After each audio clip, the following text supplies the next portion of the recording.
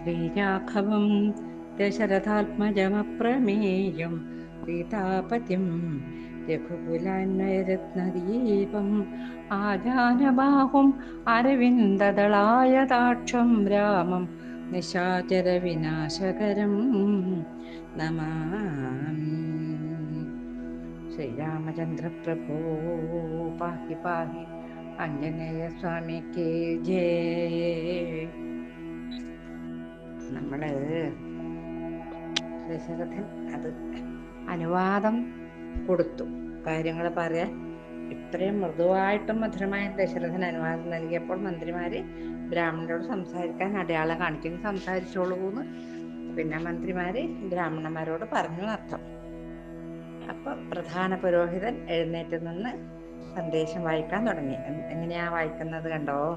മഹാനും സാർവഭൗമനുമായ ഭരണകർത്താവേ, ഞങ്ങളുടെ മഹാരാജാവായ ജനകൻ തന്റെ മകളായ സീതയെ മഹാപരാക്രമിയും വീരനുമായ ഒരുവനെ വിവാഹം ചെയ്തു കൊടുക്കുകയുള്ളൂ എന്ന് പ്രതിജ്ഞ ചെയ്തിട്ടുണ്ട്. സംശയമില്ല, അങ്ങും അതറിഞ്ഞിരിക്കണ്ടേ.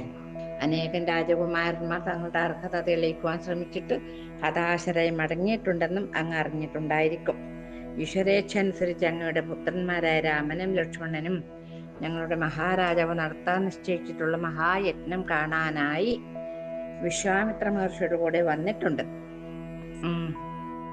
അങ്ങയുടെ മൂത്തപുത്രനായ രാമൻ തന്റെ അനുപമമായ ശക്തി കൊണ്ട് സീതാദേവിയെ നേടിയിരിക്കുന്നു.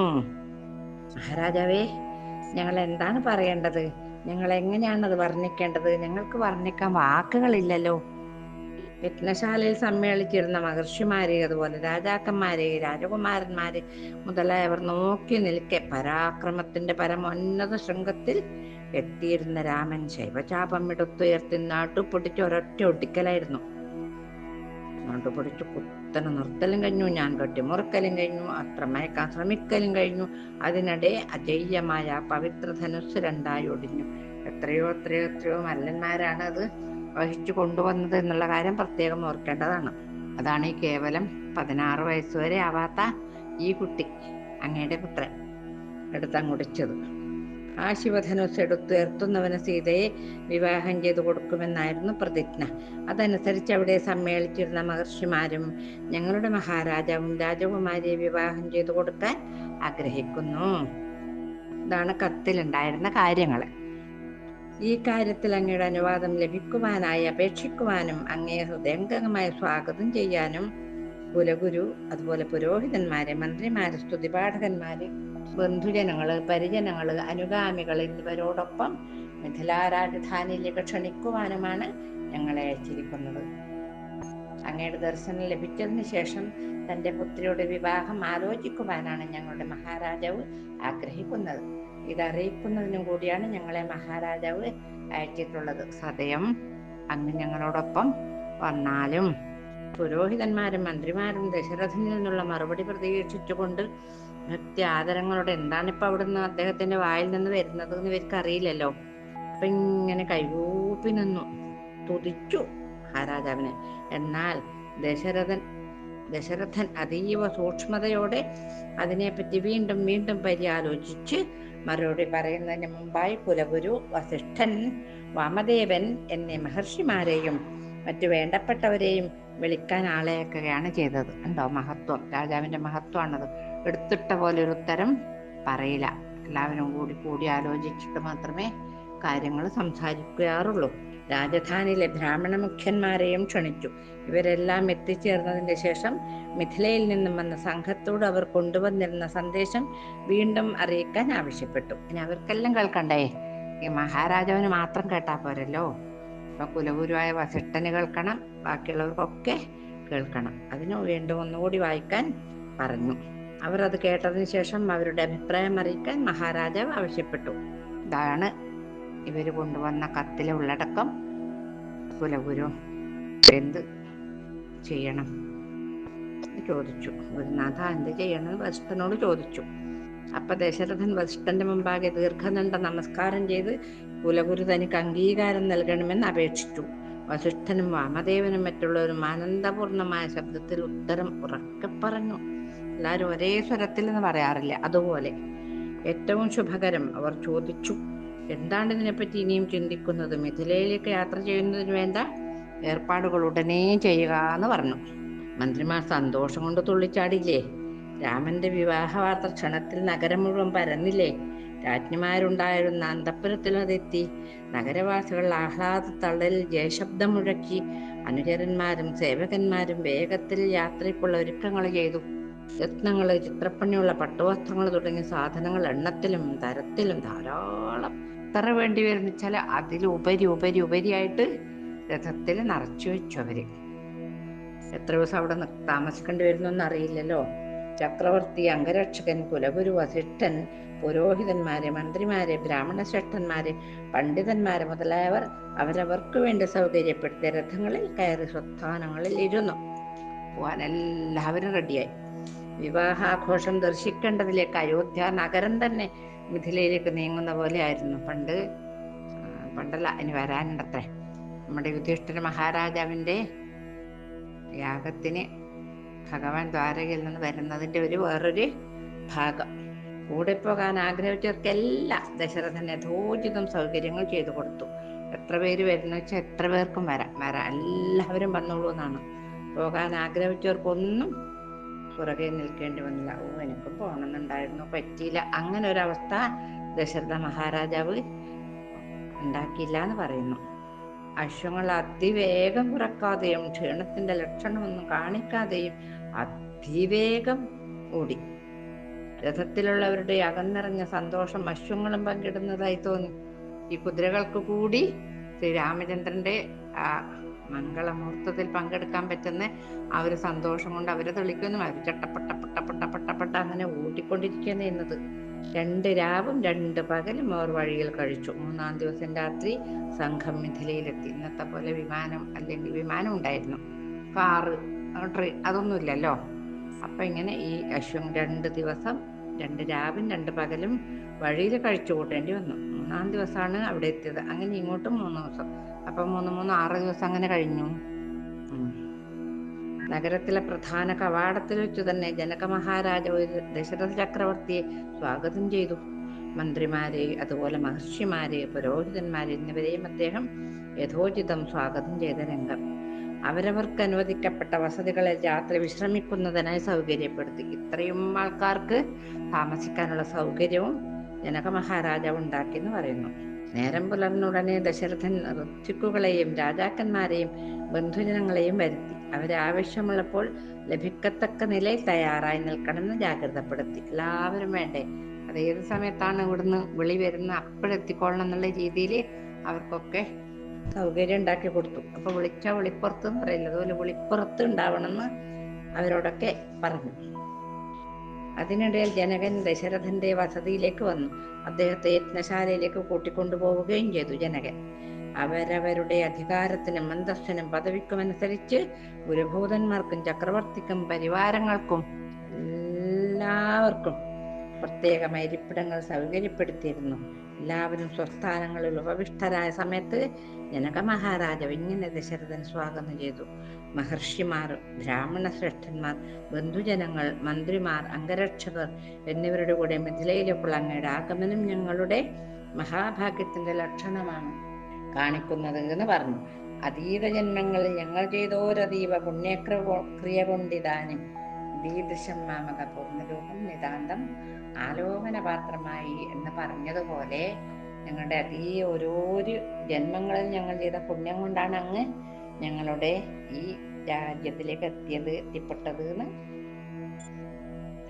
അവര് പറഞ്ഞു. അത്രയും ഞങ്ങൾക്ക് സന്തോഷമായി എന്ന് പറഞ്ഞു ജനക മഹാരാജാവ്. അങ്ങയുടെ പുത്രന്റെ പരാക്രമത്തെയും വിജയത്തെയും പറ്റി കേട്ടിട്ട് ഞങ്ങളുടെ അങ്ങയുടെ ഹൃദയം അത്യാനന്ദം കൊണ്ട് നിറഞ്ഞിരിക്കുന്നു എന്ന് എനിക്ക് ഉറപ്പുണ്ട്.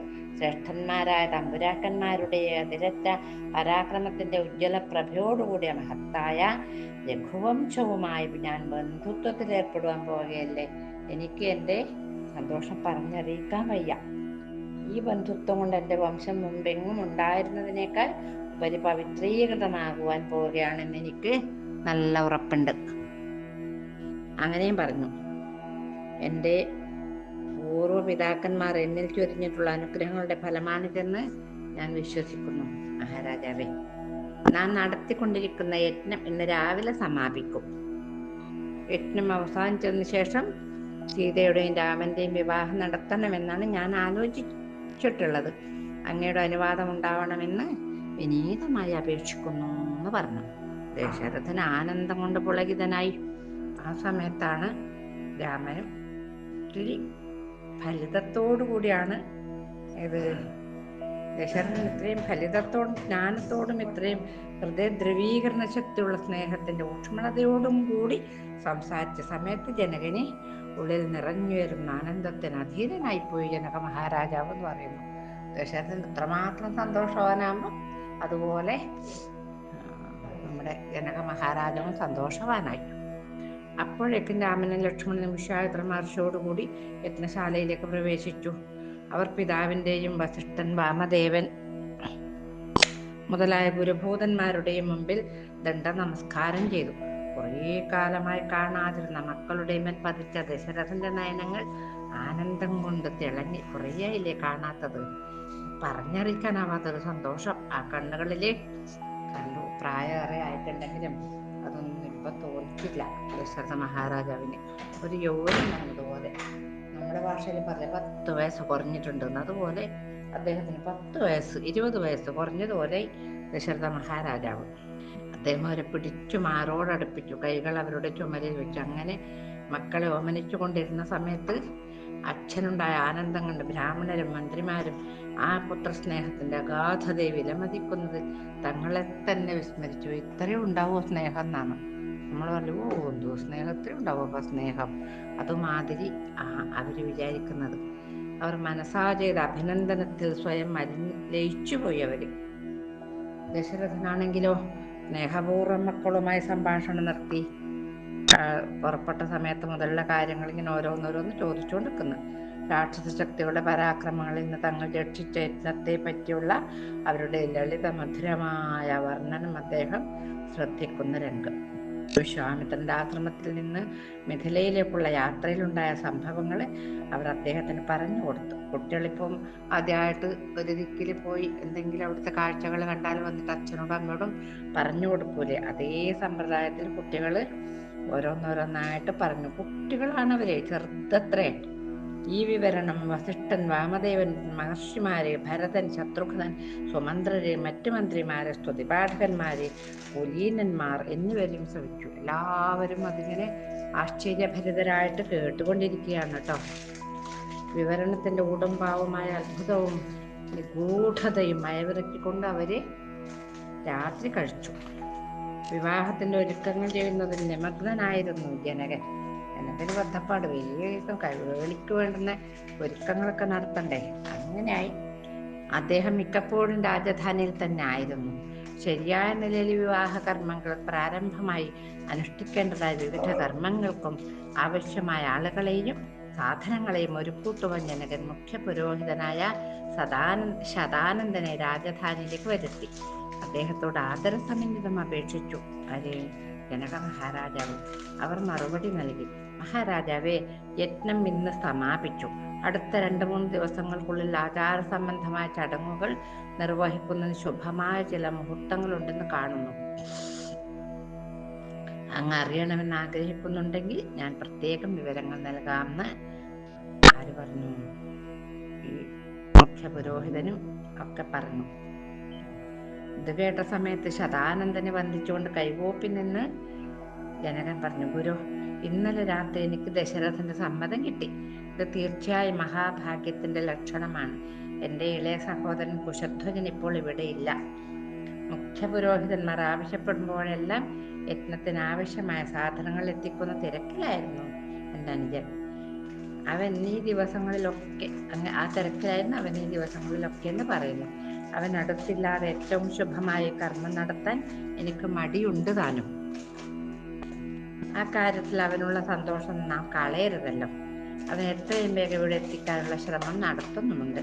അവന്റെ ആഗമനത്തിന് ശേഷം ദിവസം നിശ്ചയിക്കുകയായിരിക്കും ഉത്തമം എന്നാണ് എൻ്റെ പക്ഷം എന്ന് ആര് പറഞ്ഞു? ജനക മഹാരാജാവ് പറഞ്ഞു.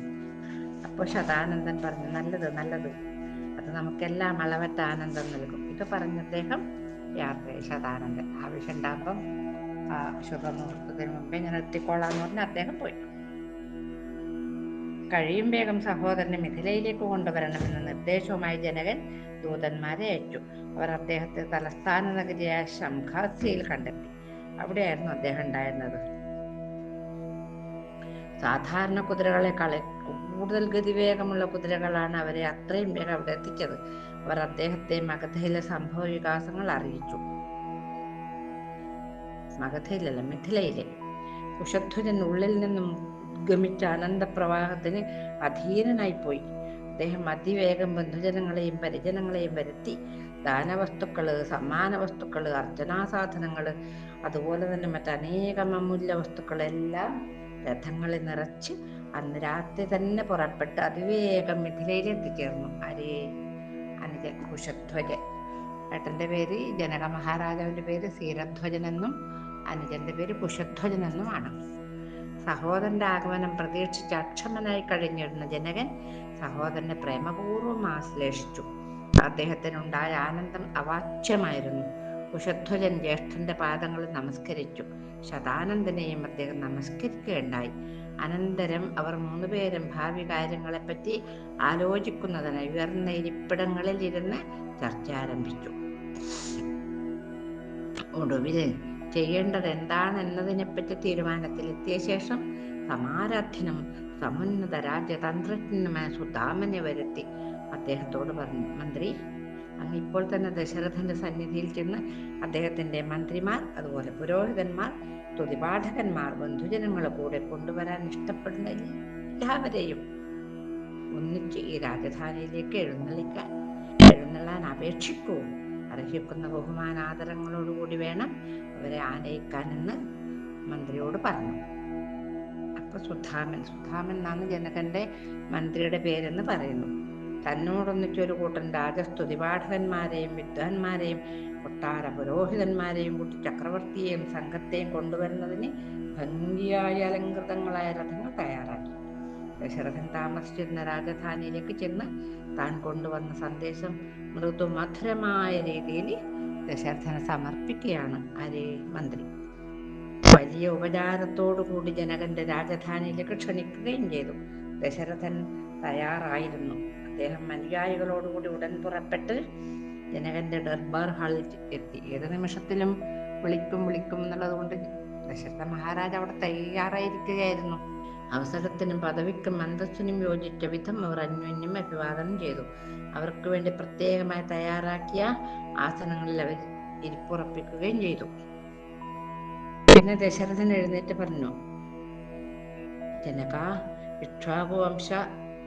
ഇക്ഷ്വാകു രാജവംശത്തിന് വസിഷ്ഠ മഹർഷിയാണ് ഭൂമിയിലെ ദൈവം. അദ്ദേഹം ഞങ്ങളുടെ പരമഗുരുവാണ്. ഞങ്ങളുടെ രാജവംശത്തിന്റെ പാരമ്പര്യത്തെ സംബന്ധിച്ചും അദ്ദേഹത്തിന് ആധികാരികമായി സംസാരിക്കാം.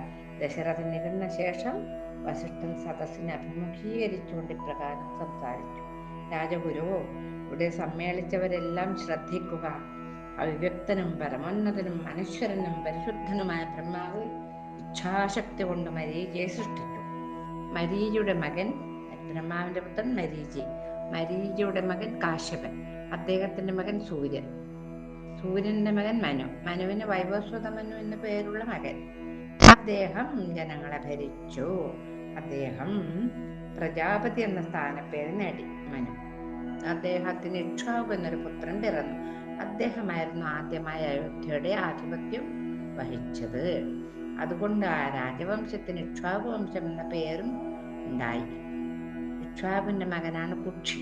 കുക്ഷിയുടെ പുത്രന് വികുക്ഷി എന്ന പേര്. എന്തൊരു നല്ല എളുപ്പമുള്ള പേര്. അച്ഛൻ കുക്ഷി, മകൻ വികുക്ഷി. അദ്ദേഹത്തിന്റെ മകൻ ബാണൻ. അദ്ദേഹത്തിന്റെ പുത്രൻ അനാരണ്യൻ.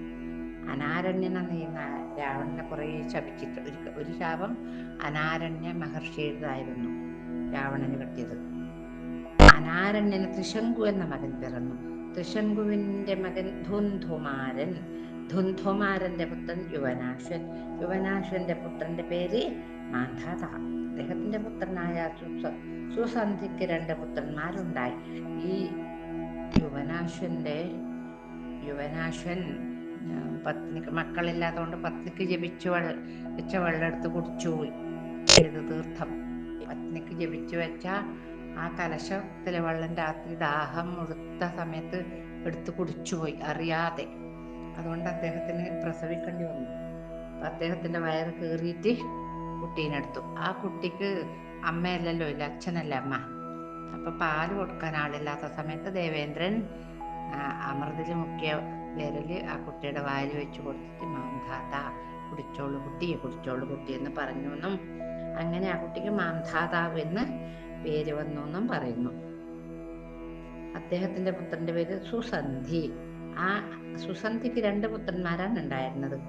അവരുടെ പേര് ദൈവസന്ധി എന്നും സുസന്ധിയുടെ പുത്രൻ ദൈവസന്ധി, പ്രസേനജിത്ത് എന്നും. ദൈവസന്ധിയുടെ പുത്രനാണ് പ്രസിദ്ധനായ ഭരതൻ. ഭരതന്റെ മകനാണ് അസിതൻ. അസിതൻ രാജഭരണം നടത്തിക്കൊണ്ടിരുന്ന സമയത്ത് ഹൈഹേന്മാരും താലജംഘന്മാരും ശശിബിന്ദുക്കളും യോജിച്ച് അയോധ്യയെ ആക്രമിച്ചു. അസിതൻ തന്റെ 2 രാജ്ഞിമാരോടൊപ്പം രാജ്യം വിട്ട് ഹിമാലയ പ്രദേശത്തേക്ക് പോകേണ്ടി വന്നു. അങ്ങനെ ഒരു കഷ്ടകാലം അദ്ദേഹത്തിനുണ്ടായെന്ന് പറയുന്നു. അദ്ദേഹം ഭൃഗു പ്രശ്രവണം എന്ന സ്ഥലത്ത് അഭയം തേടി. വർഷങ്ങൾക്ക് ശേഷം അദ്ദേഹം അവിടെ വെച്ച് ചരമഗതി പ്രാപിക്കുകയും ചെയ്തു. പാവം ആര്? ഈ അസിതൻ. അദ്ദേഹത്തിന്റെ 2 രാജ്ഞിമാരും അദ്ദേഹം മരിക്കുമ്പോൾ ഗർഭവതികളായിരുന്നു. അവർ ച്യവനന്റെ ആശ്രമത്തിൽ രക്ഷ നേടി. അവരുടെ സ്ഥിതി കണ്ട് കരുണാർദ്ദനായ ച്യവനൻ അവരെ ഇങ്ങനെ പറഞ്ഞ് ആശ്വസിപ്പിച്ചു: മാതാക്കളെ, ഒരു നിലയിലും ഭയപ്പെടേണ്ടതില്ല കേട്ടോ. ഇത് നിങ്ങളുടെ സ്വന്തം ഭവനമാണെന്ന് വിചാരിച്ചാൽ മതി. സ്വന്തം ഭവനം തന്നെയാണ്. നിങ്ങൾക്ക് സുഖപ്രസവം ഉണ്ടാകും. നിങ്ങൾക്ക് ശക്തന്മാരും തേജസ്വികളും ഭാഗ്യശാലികളുമായ കുട്ടികൾ ഉണ്ടാവുകയും ചെയ്യും എന്ന് ച്യവന മഹർഷി അവർക്ക് അനുഗ്രഹം കൂടി കൊടുത്തു. അദ്ദേഹത്തിന്റെ അനുഗ്രഹം ഫലിച്ചു. കുറച്ചു ദിവസങ്ങൾക്കിടയിൽ മൂത്തരാജ്ഞി സഗരൻ എന്ന പുത്രനെ പ്രസവിച്ചു. അവൻ പിന്നീട് അയോധ്യ ചക്രവർത്തിയായി അഭിഷിക്തനാവുകയും ചെയ്തു. അച്ഛനതൊന്നും കാണാൻ യോഗം ഉണ്ടായില്ല. അദ്ദേഹത്തിന്റെ പുത്രനാണ് അസമഞ്ജസൻ. അസമഞ്ജസന്റെ മകനാണ് അംശുമാൻ. അംശുമാന്റെ പുത്രനാണ് ദിലീപൻ. അദ്ദേഹത്തിന്റെ മകൻ ഭഗീരഥൻ. ഭഗീരഥനാണ് ആകാശഗംഗയെ പാതാള ലോകത്ത് വേഗേന കൊണ്ടുചെന്നാക്കി. ഭഗീരഥൻ പിതൃക്കൾക്ക് മോക്ഷം കിട്ടാൻ വേണ്ടിയിട്ട്. ആ ഭഗീരഥന്റെ പുത്രനാണ് കാകുൽസ്ഥൻ. കാകുൽസ്ഥന്റെ മകനാണ് രഘു. രഘുവിന് പ്രവർദ്ധനൻ എന്ന മകൻ പിറന്നു. പ്രവർദ്ധനന്റെ പുത്രൻ സുദർശനൻ. അദ്ദേഹത്തിന്റെ മകൻ അഗ്നിവർണ്ണൻ. അഗ്നിവർണ്ണൻ ശീഘ്രകൻ എന്ന പുത്രനുണ്ടായി. ശീഘ്രകന് മരു എന്ന പുത്രനുണ്ടായി. അവന് ശേഷം സിംഹാസനം പിതാവിൽ നിന്നും പുത്രനിലേക്ക് വന്നു. തുടർച്ചയായി പ്രശുധ്രുകൻ, അംബരീഷൻ, നഹുഷൻ. നഹുഷന്റെ മകനാണല്ലോ യയാതി. എല്ലാവർക്കും അറിയാവുന്ന കാര്യമാണ്. യയാതിയുടെ പുത്രൻ നഭകൻ. നഭകന്റെ മകൻ അജൻ. അജന്റെ മൂത്ത മകനാണ് ദശരഥൻ. ദശരഥന് 4 പുത്രന്മാര്: രാമനും ലക്ഷ്മണനും ഭരതനും ശത്രുഘ്നനും. ഓരോ പുത്രന്മാരും അമൂല്യ രത്നങ്ങളാണ്. ഇതെല്ലാം മതിക്കാനാവാത്ത രത്നങ്ങളാണ് ദശരഥ മഹാരാജാവിന്റെ 4 പുത്രന്മാർ. ജ്യേഷ്ഠപുത്രനായ രാമൻ ശൈവജാപം വളച്ചു ഞാൻ കെട്ടി വില്ലൊടിച്ചു. അല്ലയോ രാജഗുരു, പവിത്രവും ശുദ്ധവുമാണ് ഈ രാജവംശം. ഈ വംശത്തിൽ ജനിച്ച ഓരോരുത്തരും ആധ്യാത്മിക പ്രകാശം നേടിയിട്ടുണ്ട്. ആത്മീയ ശോഭയിൽ പ്രശോഭിച്ചിട്ടുമുണ്ട്. അവർ ധർമ്മിഷ്ഠന്മാരാണ്. കൂടാതെ വീരന്മാരുടെ മുൻപന്തിയിലുമാണ് അവർ. രാമനും ലക്ഷ്മണനും ഭരതനും ശത്രുഘ്നനും വംശത്തിന്റെ ചരിത്രാഖ്യാനങ്ങളിൽ വെളിച്ചം വീശുന്ന വിലപ്പെട്ട ദീപങ്ങളാണ് എന്ന് അദ്ദേഹം പറഞ്ഞു വെച്ചു. ബാക്കി കാര്യങ്ങളൊക്കെ നമുക്ക് അത് പോരാ. വിവാഹം എന്ന ശുഭസംസ്കാരം ലക്ഷ്മണനും കൂടി നടത്തപ്പെടുമെന്നത് അഭികാമ്യമായിരിക്കുമെന്ന് ഞാനിപ്പോൾ അഭിപ്രായപ്പെടുന്നു എന്ന് പറഞ്ഞു. ആര് പറഞ്ഞു? ഇവരുടെ കുലഗുരുവായ ശതാനന്ദൻ. കാരണം അവൻ രാമന്റെ പ്രതിബിംബമാണ്. അങ്ങയുടെ മകൾ ഊർമിള ലക്ഷ്മണന്റെ വധു എന്ന നിലയിൽ പ്രശോഭിക്കും. മടിക്കേണ്ട, ആലോചിച്ച് തീരുമാനിച്ച് ആവശ്യമുള്ള ഒരുക്കങ്ങൾ ചെയ്യുക. വസിഷ്ഠൻ വസിഷ്ഠനാണ് ഇതൊക്കെ പറഞ്ഞത്, ശതാനന്ദനല്ല കേട്ടോ. വസിഷ്ഠൻ സദസ്സിനെ അനുഗ്രഹിച്ച് സ്വസ്ഥാനത്തിരുന്നു. ഇനിയിപ്പോ ജനകന്റെ വംശത്തിന് വിവരിക്കണ്ടേ? അത് നമുക്ക് നാളെ വിവരിക്കാമെന്ന് തോന്നുന്നു. ഇപ്പോൾ സമയം അതിക്രമിച്ചത് കൊണ്ട് നമുക്ക് ഒക്കെ ആ ഭഗവാന്റെ പൊന്നുതമ്പുരാന്റെ ശ്രീരാമചന്ദ്ര പ്രഭുവിൻ്റെയും എൻ്റെ പൊന്നുണ്ണിക്കണ്ണൻ്റെയും പാദപത്മങ്ങൾ സമർപ്പിച്ച് മാതാ രാമോ മൽപിതാ രാമചന്ദ്രോ ഭ്രാതാ രാമോ മത്സഖാ രാഘവേശ സർവസ്വം മേ രാമചന്ദ്രോ ദയാലു നാന്യം ദൈവം നൈവ ജാനേ ന ജാനേ.